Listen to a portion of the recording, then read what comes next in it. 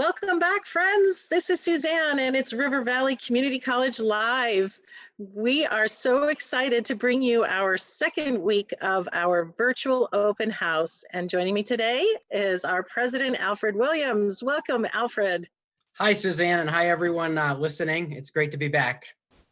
It is. We had a great first ever open house via virtual YouTube Live last week, and we had some good participation.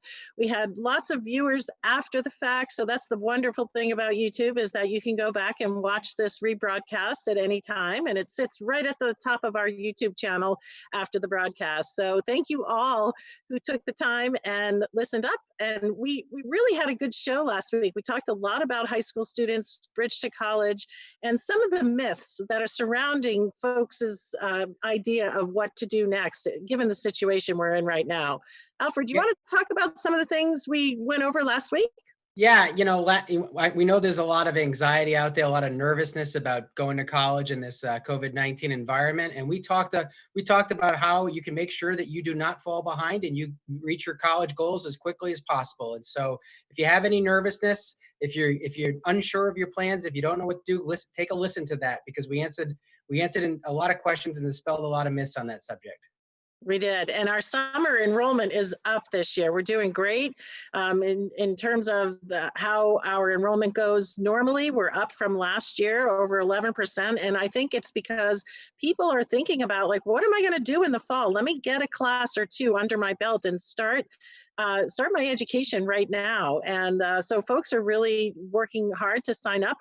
Our semester starts in just 2 weeks on May 26th, so there's plenty of time to still enroll for courses. And hopefully folks, after they listen to our show today, talking about how we're going to pay for college, hopefully people will start signing up for classes. Yeah, and I think, the message is, this is out there that the quicker you can get through college, the quicker you can be on path to your career. And we're here at River Valley, we're all about getting you graduated as quickly as possible. It saves time, it saves money. The way our college is structured, we were working as soon as you're in your course of study, we're already talking to you about your career and your transfer options and what kinds of things you can start even while you're in school. So River Valley is in the community and we are part of the community. And many of the people who are on the front lines of the healthcare community right now are from River Valley. They came to school here and they chose to live here and they chose to stay and work here. So we're really proud of them. And I think that, people have been working really hard and we're very lucky to have the community we have. So yeah, we had an alumni who was given an award at Valley Regional just this week for top nurse of the month. And so we're always proud of our alumni that doing great things around our community. Wonderful. Well, tonight we're going to talk a little bit more in detail about how to pay for college. We do have a full staff of financial aid people here at our college who take you in and can talk to you about how to file for the FAFSA, which is the federal student aid. And there's a new revised, easier to use website, studentaid.gov, and that is where you file your FAFSA, and that's how you can apply to many scholarships, grants, and loans. And I think, Alfred, today we're going to talk about some of the myths around the financial aid and how to pay for college. Okay, so are we ready for me to start the presentation and share my screen? Well, I thought maybe you would just tease us a little bit with a couple of things you might talk about, and then we're going to go and show the virtual tour one more time, because I think if folks didn't see it last week, it was really nice for them to just take a look at Claremont campus and take a look at our, what we have to offer. Yeah, after the virtual tour, which is about 3 minutes, we're going to come back and I'm going to give you some tips and tools on how to get through the FAFSA and what financial aid is and how to get it and what it means. All right, awesome. Let's go and look at the tour. Welcome to River Valley Community College. This is our main campus in Claremont, New Hampshire. We also have 2 academic centers, one in Keene, where our students attend their courses on the campus of Keene State College, and the other in Lebanon, New Hampshire. River Valley is one of 7 in the community college system of New Hampshire. We're affordable and close to home. Hello, I'm Alfred Williams, President at River Valley Community College, and I just want to welcome you to River Valley. We have a dedicated group of faculty and staff that are here to make your educational experience successful. When you enter the Claremont campus, you'll be greeted at the one-stop front desk. This is where all of the admissions, financial aid, registrar, and business offices are located. Because we're small and give personal attention to every one of our students, you can drop in anytime to meet with us. The Puxta Library is located just as you enter the Claremont campus. Our librarian and staff are here to help you with your research with our online River Valley Discovery Service. The digital library features an academic search engine that you can access 24/7 to find ebooks, videos, articles, and other scholarly resources. It's quiet, comfortable, and set up for your success. For health and wellness, try our treadmills designed to let you study while you exercise. Hi everyone, I'm Morgan and I work here at the Advising Career and Transfer Center. We refer to this as the ACT or the ACT. So in this department we have advising for general studies and liberal arts. We also have early college. Jerry is our coordinator for that program. So if you're a high school student that would like to come in and learn more about that program, he is always available to talk with you or your parents. We also have transfer services here at the ACT, so if you're interested in transferring to a four-year institution after, come see us and we'll help give you some of that information. You'll find River Valley Community College has faculty and staff that truly care about you and your educational journey.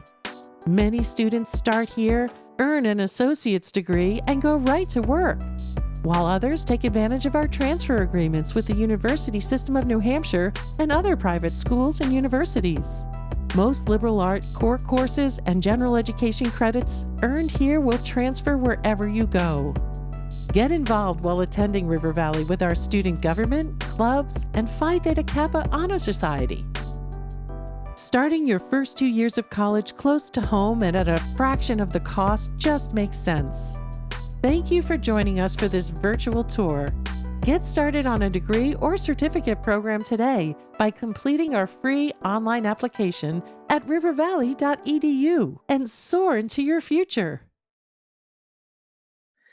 Well, hopefully that gave you a little flair for what River Valley Community College looks like, feels like. You saw real students who are part of our community at the college, and we'd love to have you on our campus. And I think that'll happen sooner than everybody thinks. We're looking at being mostly online all summer, and then hopefully in the fall we'll be back to a schedule where people will be on campus. But so that is River Valley Live. We are here with Alfred Williams, the president of the college, and he's going to talk about financial aid and what it costs to go to college and some of the myths surrounding how to pay for college. Alfred? Yeah, I'm really excited to do this, Suzanne. You know that before I was a college president, I used to be a director of financial aid years ago. In fact, I don't want to date myself, Suzanne, but 1995 was the first time I worked in a financial aid office, which I think is years before the our new students were even born, right? All right, can you see my screen okay? Yes. All right, great. So I'm going to talk a little bit about financial aid and a couple of things. Number one, applying for financial aid is difficult. This is a myth. Back when I used to be a financial aid director, it used to be extremely difficult. But believe it or not, the federal government has done a great job of streamlining the FAFSA and making it a lot easier for individuals to complete. It only takes about 20 minutes to complete, and every single question that you're asked on the FAFSA has a little help button that if you don't know what to answer, you hit the help button and it gives you details, or it tells you exactly on your tax return or exactly where you can find the information. One of the things that used to make doing the FAFSA difficult was you had to wait until you had done your taxes. Now financial aid is done a year ahead of time. So you no longer have to wait. So your tax return, if you have your tax returns in front of you, you have your social security number in front of you, it's relatively easy to do. And you can just link directly to the IRS data, and a lot of the FAFSA gets populated. If you still need help doing the FAFSA, there's lots of places to get help. You can contact, of course, our financial aid office at River Valley. We're happy to answer questions for you. NEAF is the New Hampshire group that provides financial aid training. Now, typically, I would say that NEAF goes out to all the high schools and does this. I don't know if the COVID-19 has kind of stopped some of these tours, but there's lots of ways to get help to do the FAFSA. And don't be afraid of it. Log on, go ahead and do it and get started, and you'll see that you'll be able to get through it without too much difficulty.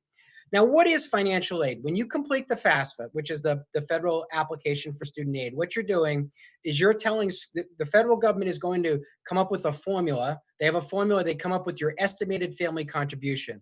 And this is, in theory, what your family can afford to spend for your college. And that number then dictates the types of money that you get from financial aid. So there's 4 types of money from financial aid. The first is grants. Grants are great. We love grants. Why do we love grants? Because grants don't have to be paid back. Grants are free money. So they come from the federal government, Pell Grants you might have heard of, SEOG grants. They come from institutional sources. Colleges may have their own institutional money that they give out. Along with grants is the other thing we really like, scholarships. So I guess if grants are great, scholarships are super, right? So scholarships, again, money you don't have to pay back. A great source if you're a graduating student for scholarships is through your high school. That's where the majority of students get them. Graduating students receive there's many scholarships that people have donated to each high school, and they're given to graduating seniors each year. So if you're a graduating student, follow up with your guidance department. Make sure you apply for those scholarships. We have scholarships at River Valley along with our federal grants.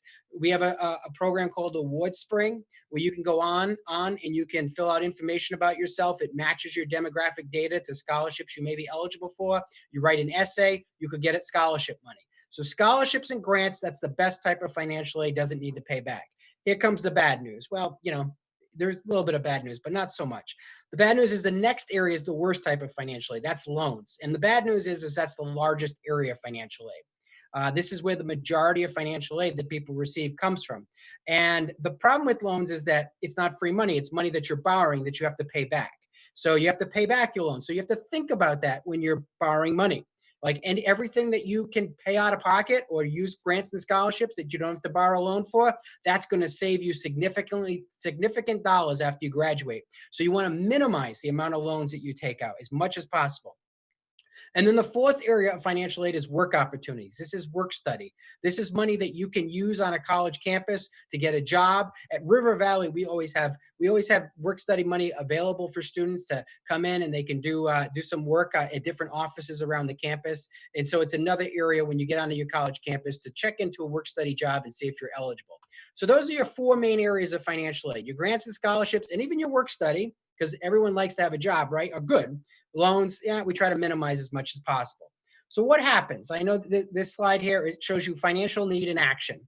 So the green box that we have up here is your estimated family contribution. So when you fill out the FAFSA, this is what they say. This is what you can afford to pay for school in theory. So if you go to 3 schools, school 1, school 2, and school 3, and they cost different levels of costs, and your EFC fits in there, you can see that it pays a portion of the X, Y, and Z. That's money you're paying out of pocket. So then what you are looking at when you're looking at the prices of different schools and the financial aid packages, how do you shrink that in the higher cost school, that pink bar of what you have to, of what is the difference between your EFC and the total costs? How do you manage to get that in form of grants and scholarships versus in loans? Okay, so that is your goal. Always be questioning, how much loan money you have. So then you have your estimated family contribution, and you say, how do I manage to pay this? So if the federal government says you need to, you can afford to pay X, how do you do it? Well, you have some past income.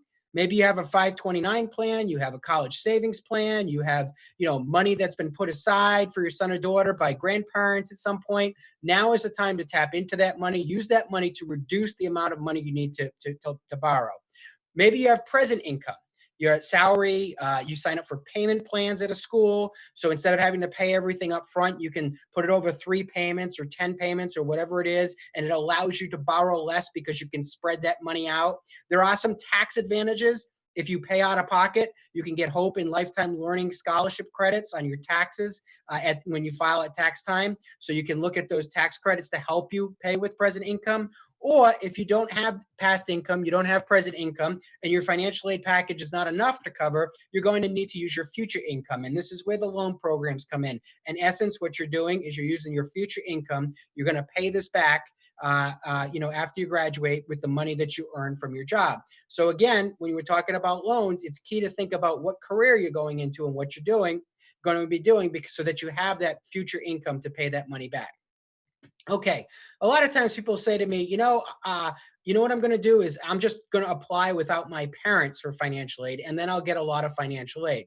Well, the bad news here is that's a myth, because the federal government requires you to apply for financial aid with your parents. Now, there are a couple of things that make you able to apply without your parents. That is that you're over the age of 24, you're in graduate school, you're married, you have children that you support more than 50%, you're a veteran, and there's some other, small caveats with that. So for most students who are coming out of high school, they don't fit into any of those categories. And so you have to apply with your parents. And so until you get to 24, you get to graduate school, that's usually when a trigger to when you no longer need to apply with your parents. Of course, if those in the audience just want to marry their kids off to each other, you could apply without your parents that way too, but I don't advise that.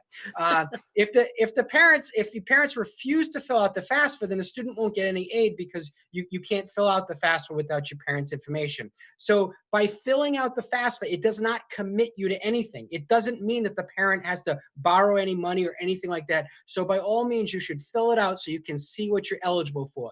Don't be fearful thinking, oh, if I fill this out, I'm going to have to, I'm going to be locked into a loan or something like that. Not at all. Fill it out, see what we're going to be eligible for. And another thing I hear a lot of times is there's always this thing when I would go and I would do financial aid nights with parents and I'd take questions from the audience. There was always this myth out there that there were all these families that were just not paying at all for school. And I would always say, pretty much everyone is paying something for school, because even if you are, getting financial aid, you're typically getting a loan or you're paying something out of pocket. So the only way that you're not paying out of school is really two things it really comes down to. You've received a full athletic scholarship somewhere, meaning that your athletic endeavor is such that they're paying for your room and board and everything, or you've received a full academic scholarship somewhere that includes your room and board, or you're going to one of the elite schools in this country that cover all of the costs of higher education for those that earn under 100,000. So those Ivy League schools, those elite schools have great financial aid packages like that. So if you can get into those schools, you should take advantage of those packages. But everyone else, if you're not an athlete, if you don't have a full academic scholarship, or you're not going to a elite school with that has a huge endowment to give you money, everyone else is paying in some sort. And so what you need to do is you need to think about that. You need to think about how you manage your debt, how you minimize this as you go through school. So there's also this idea out there, there's people that are afraid to go to college. They're fearful because they think, if I go to college, we know that there's all these horror stories out there from people that went to college in the aughts and they borrowed $100,000 and they are having trouble paying the money back and they've gotten in over their head. But that is not how it has to be. Okay, so you really need to think about the cost of school and your financial aid package. Many students don't understand student loan debt, and colleges aren't the best at explaining student loan debt. Like when you say, oh, here's how much money you can borrow, you don't get a thing that shows how much a month that's going to cost you after you graduate. So remember, loan money has to be paid back. So families need to think about the full cost of college. Like, what is the ultimate goal for my son or daughter? Is it to get an associate's degree, a bachelor's degree, a graduate degree? And think about those costs spread out over time. How can you minimize costs up front? We talked last week about how if you do running start classes and you do bridge to college classes and you pick up classes at River Valley and get your associate's degree at River Valley, you can save significant money and get a head start on that 4-year and even that graduate degree without incurring that loan debt. So you have to think about this when you're making your undergraduate decisions. Think about long term. I know it's difficult for students to think about what they want to do as a career. We have a great software on our website, College Coach. If you need some help in deciding what you want to do with your career, please go onto our website and use College Coach. Gives you links to our majors and what types of careers there are and such. It could get you thinking about your career. But you have to think of it as in the long term. Last year, we also talked about stacking credentials and how when you stack credentials and you get degrees over time, you can often get your employer to pay and save significant money. So all this needs to be thought about when you're going in, because you don't want to be that person. I remember when I was a financial aid director, I got a phone call once that, almost broke my heart. It was a student on the other end. He said, he said that he was told to call me because I knew about financial aid. And he had told me that he had over $150,000 in loan debt, and he had a $30,000 a year job, and he just couldn't make any payments on it, and he didn't know what to do. And I didn't have anything I could tell him because college debt is not dischargeable in bankruptcy. And this includes high interest private loans. And so if you're borrowing those and you can't pay, all you can do is defer payments, and it spreads it out and it makes it very difficult. I mean, I wish I could have told him, go back in a time machine, go to a school that's more affordable and not borrow that money. But, I heard many, many stories like that in the 2000s. I think as a society, we're doing a better job at trying to take that down and show people how to do it affordable. So the bottom line is that you have to understand the cost of borrowing, understand what it means to borrow money, and try to minimize the amount you can borrow. So this is where River Valley is such a great opportunity, because we know, as Julie Robinson is on this call with us, and when she comes on and we talk a little with Julie later, she's got these great stories at how successful her graduates and her programs have been. And this is the thing, you can get a great education at River Valley, and our costs are low. It's $215 a credit, which means that full-time tuition, if you take 15 credits a semester, okay, so taking 5 classes a semester, it's only going to be $64.50 a year. And if you take some classes over the summer, you can really get through in less than 2 years and go very, very quickly. You can minimize your costs, like keep it just down to tuition and fees, get some financial aid for that, and you can live at home. You don't have to worry about a dorm or costs or such. And we have flexible classes that allow students to work. In fact, the majority of our students do work. We stand in awe of the fact that they oftentimes are working full-time jobs. They're going to school. They're taking care of families. They do so much, our students. And we have financial aid to all who qualify. So yes, some of that financial aid is in the term of Stafford loans, but as I said, we also have grants that are available. We have some grants from the state. We have federal grants, and then we have our scholarships on Award Spring. And as we talked about last week, our graduates are in high demand. We see that 2/3 of our graduates go right to work. The other third go right onto a four-year school. But those 2/3 that go to work oftentimes are having their employers pay for them to complete their bachelor's degree. Up to this COVID-19 crisis, I used to be able to brag that the unemployment rate for River Valley graduates was 0. I'm hoping that still becomes the case after COVID-19, though it's hard to look at unemployment data right now. But, getting a degree from River Valley means low unemployment and high transferability. You can transfer to many schools around the country, the state, wherever you'd like to go. So that is an overview of financial aid. What my hope is on this is you took away 2 things. Maybe 3 things. 1, you need to apply so you can see what you're eligible. 2, you should not be afraid of the process. Apply and see what you're eligible for. And 3, think about what debt means and how to manage it. Thank you. Well, thank you, Alfred. That was a wealth of information, and I am in awe of you and how quickly you were able to deliver all that data and information. So thank you.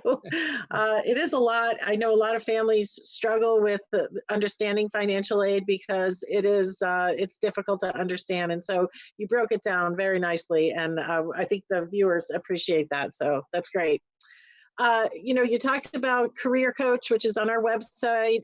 That's a great tool to use if you don't know what you want to do or what you want to go into as a major. It's a free tool. There's 2 different versions on our website.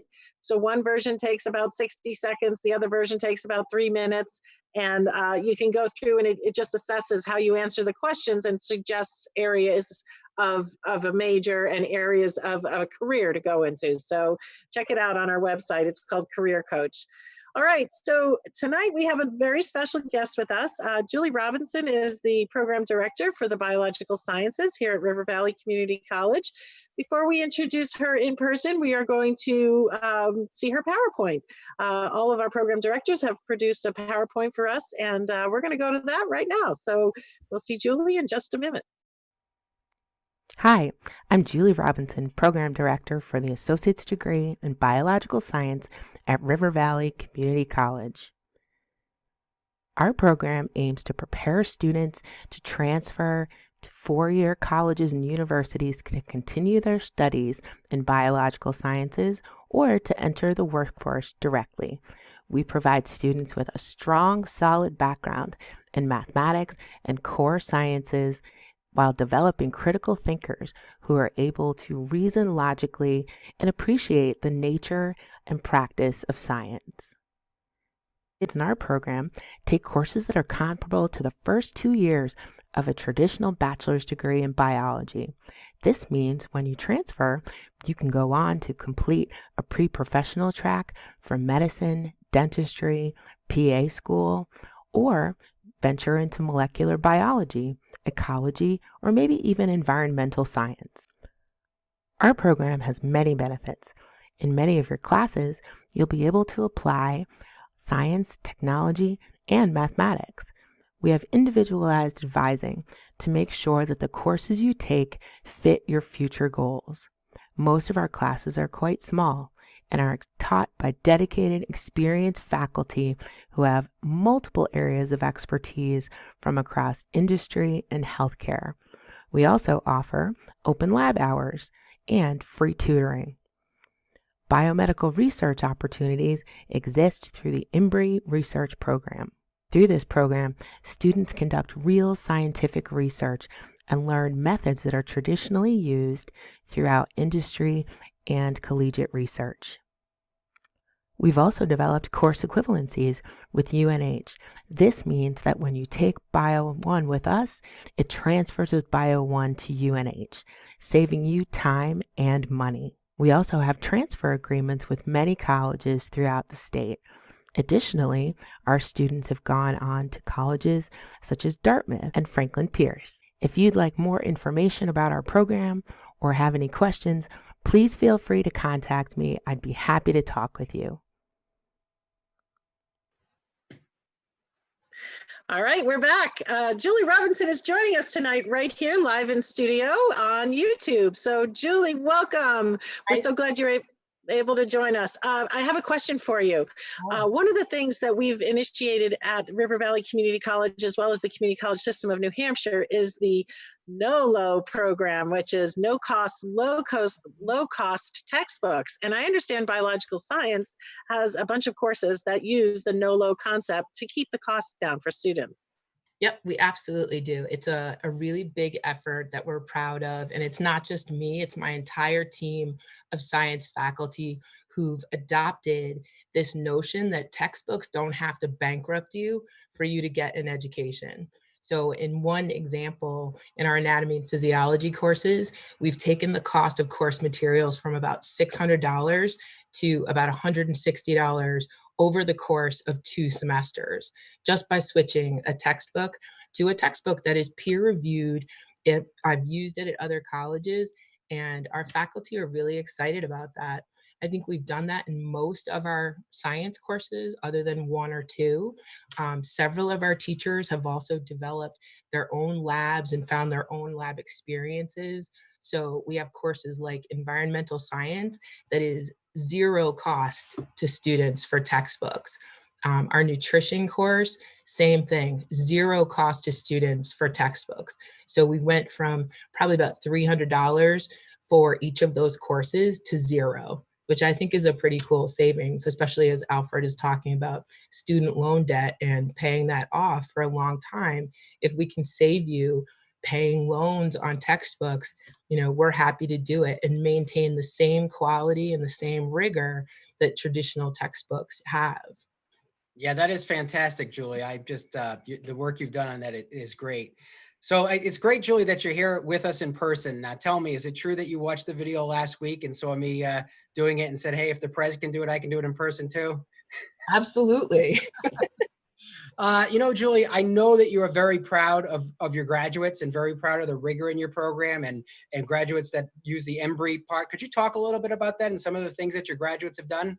Yeah, absolutely. So we've had graduates go on to Franklin Pierce to continue bachelor's degree, and then potentially, we're hoping, get into the PT program at the physical therapy program at Franklin Pierce.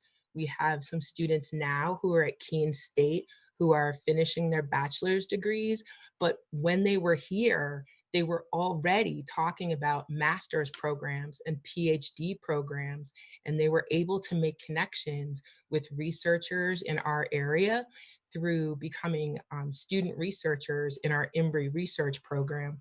So New Hampshire's, obviously, it's a pretty small state. So all the colleges in our state apply for research funding as a collective. And then some of that is apportioned out for student researchers so that we can get students doing research earlier in their careers, get interested in it, get understanding. What can you do in research? And biology is so broad. It goes from things like ecology and veterinary sciences to pre-med, to students wanting to go to, say, an accelerated master's in a healthcare field, to even something like bioinformatics, which might be pretty unfamiliar to a lot of people, but it's this beautiful marriage of science and technology and mathematics all rolled together. And what it is in a really simple nutshell is there is so much data about the biological world that bioinformatics uses computer programming and mathematics to pull that data and make it readable and understandable to human eyes so that we can apply it and extract it and really understand what's in that data. Much of what I assume is probably going on right now as researchers are developing protocols for how to deal with COVID-19. They're looking at, vaccines. And what bioinformatics would let them do is look at the genome or the genes that make these organisms work. And then you don't have to go back out and do, 10 or 20 years of research. So one of our graduates, he's really, one of our pillars. He came into our program thinking, I want to work in ecology, but he never really heard of research.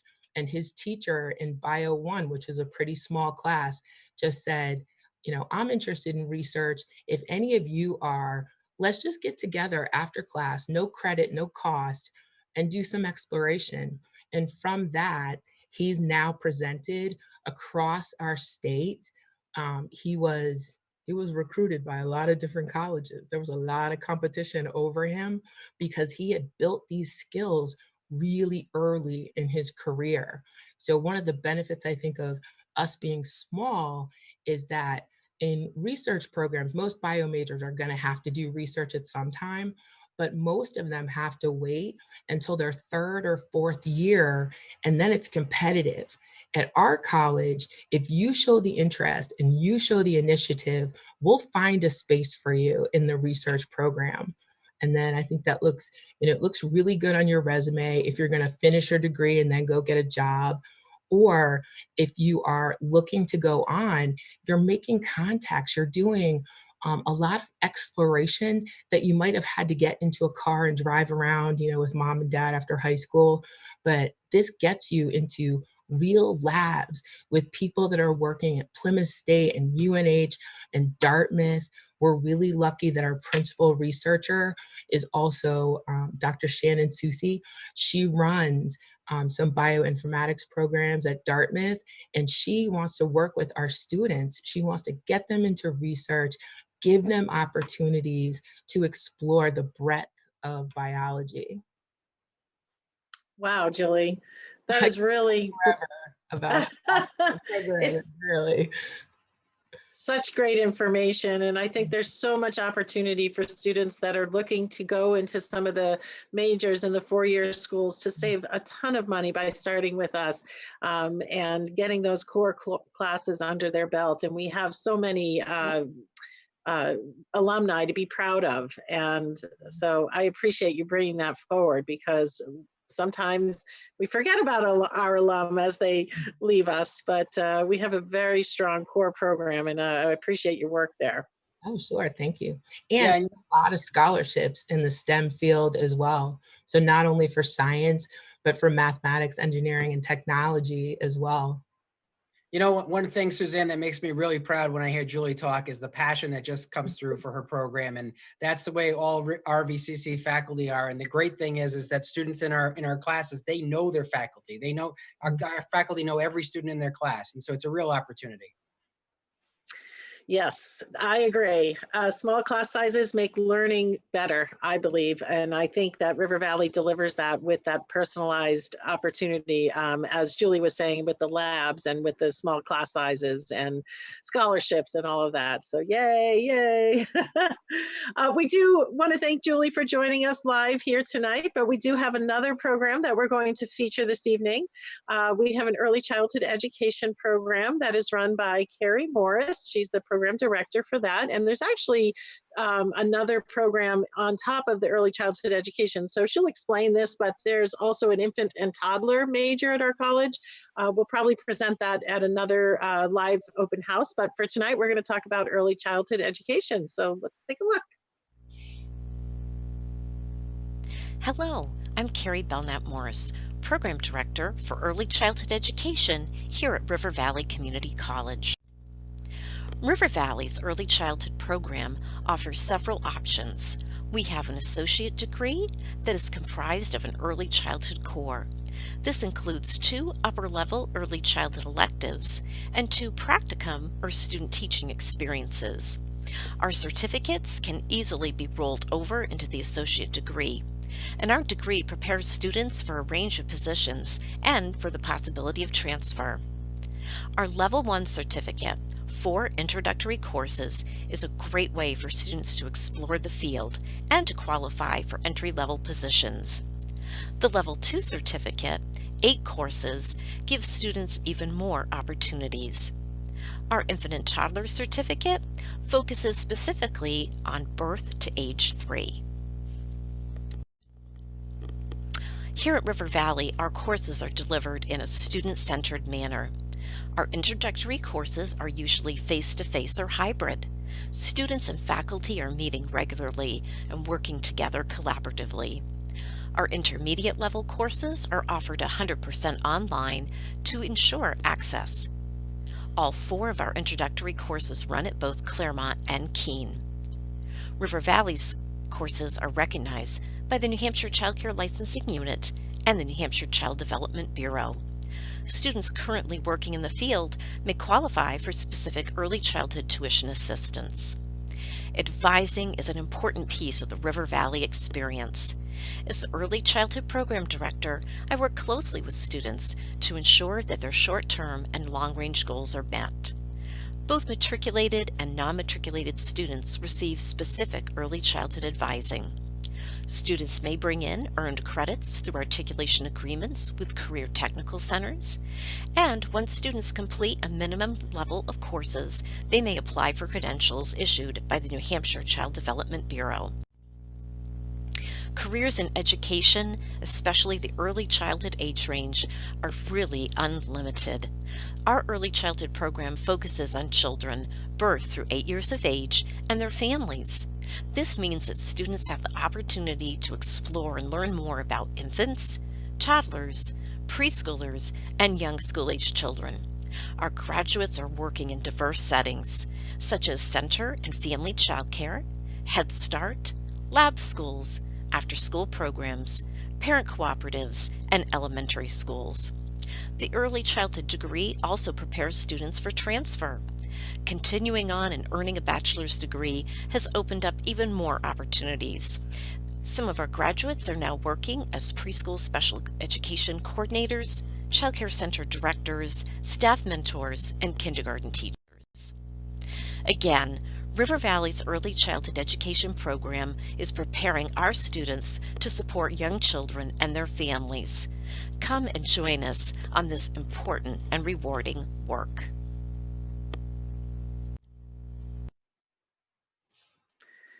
And that's early childhood education, just like we talked about last week with stackable credentials. So what that means is you can start and get your feet wet, try a course or two, get a certificate. You earn your first level 1 certificate, and then you can go work in a childcare facility.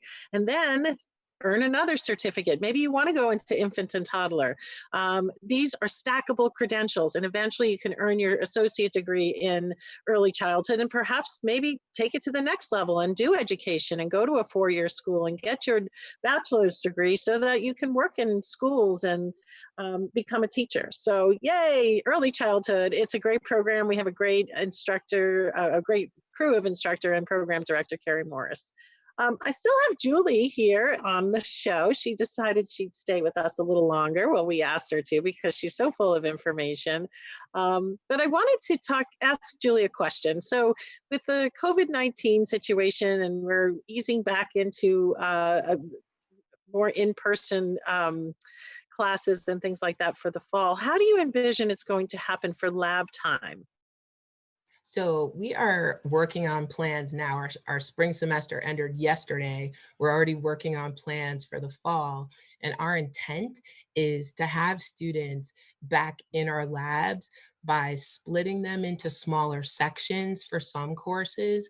Or in the case of others, we're kind of working on a model where we'd have them do some at-home labs or some online simulations one week and then come to campus the next week to meet with us in person. Is one of the big things that we've gotten from students as far as feedback is, thank you, the labs that you put together for us online were great, but what we really miss is that teaching time, that learning time in the lab where we're hands-on, hands deep in a kidney or a brain or a fish or some plants and pulling out chlorophyll, and getting really jazzed about like the science and collaborating with each other and talking about ideas and having those, light bulb moments that happen when you're in a lab and you're touching things and you're seeing science in action. Science isn't all theory, it's a practice.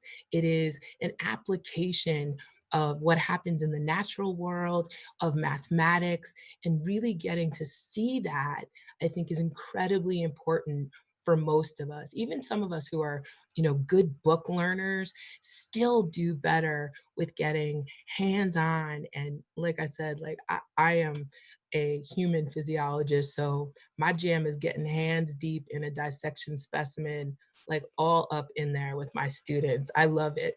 I know they think I'm a little kooky at first, but then they hear me talk like this and really, see what they can learn from these specimens. And I think that those experiences in the lab are great. And they give us time to talk to our students about, what are you taking this class for? What are your future goals? And that lets us, I think, as teachers, give you a much more personalized experience. You're not just a student ID number on a Scantron sheet. You're a person who matters to us. We laugh with you, we cry with you, we're at graduation with you. And to me, that's really important. I choose to teach at this small school because I want to know my students as people and not just numbers. And I've had relationships with some of my past students who send me updates that, I haven't seen in person in a dozen years, but I'm still joyous that, they keep in touch with me and that I've been able to be a part of their lives and their journeys of getting to, to their dreams. Yes, you certainly do have the passion for the sciences, Julie, and I've been witness to some of your specimens in your classroom with my cameras, taking pictures of students engaging, and it is true. It is very true. They really are, they get into it just because of your passion. So it's pretty awesome. Well, you talked a little bit about transferring and taking the next step in the biological sciences and STEM. And we have a short video to go to tonight about transfer. It was produced by the Community College System of New Hampshire. So you'll see our sister colleges in there as well. But it's interesting, and it's a good little promo for transferring after you finish at River Valley Community College. So let's go and look at that.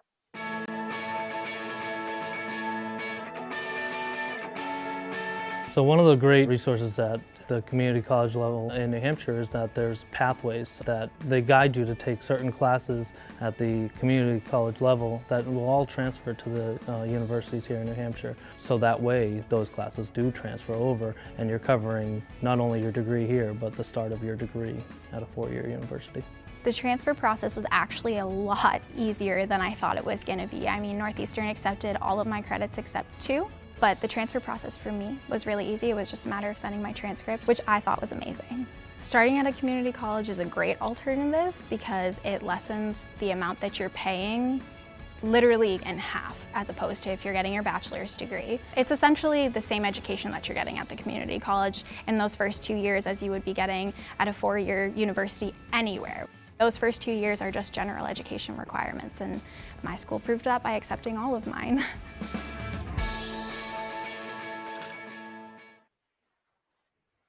All right, so that's transfers, and we have some more information about transfers. I think Julie would like to talk about articulation agreements, and that's essentially an agreement that River Valley has with other colleges and how transfers can happen. So Julie, tell us a little bit about that.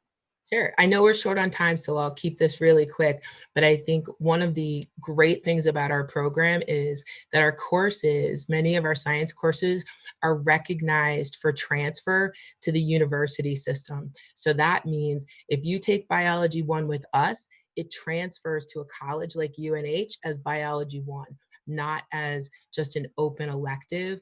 So as you're working through your degree at River Valley, you're really working through the degree. You're not just accumulating credits to transfer.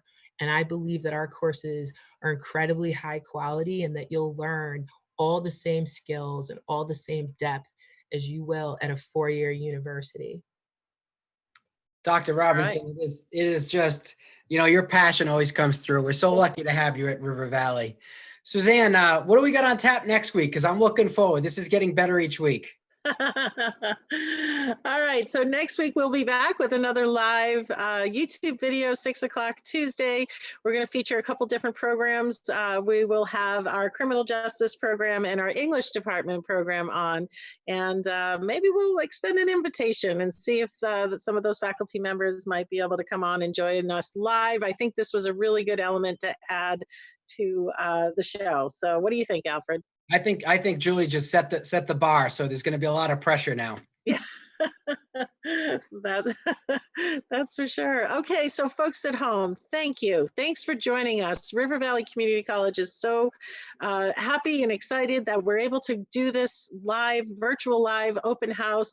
If you can't come to us, we're going to come to you every Tuesday night, 6 o'clock, at least in the month of May. And we're talking about maybe extending it into the future as well. So we'll leave you with a small little video message to our healthcare workers, and we'll say goodnight for now and have a good evening. Good night. River Valley Community College would like to publicly thank our students, faculty, and graduates who are working on the front lines of this COVID-19 pandemic. Our nurses, respiratory therapists, medical assistants, phlebotomists, medical lab technicians, and more are working right here in our community. Our graduates are from the area. They stayed close to home to study and earn their degree. River Valley Community College is proud to call these healthcare professionals our own, and we thank them for their service.